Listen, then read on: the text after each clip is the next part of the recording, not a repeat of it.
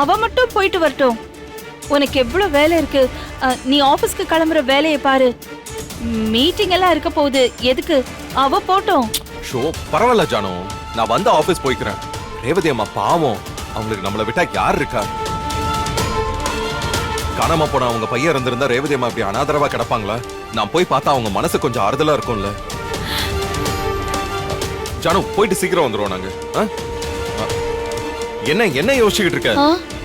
இல்லப்பா, ஒண்ணும் இல்ல. சரி இலக்க, நான் போய் கார் எடுக்கிறேன், நீ வா.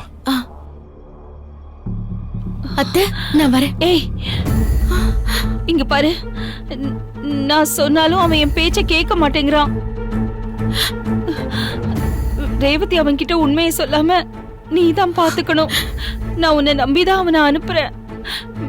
மீர்ன பாரு. இல்ல அத்தை, அப்படி எதுவுமே நடக்காது. எந்த பிரச்சனையும் இல்லாம கௌதம நான் திரும்ப கூட்டிட்டு வரேன்.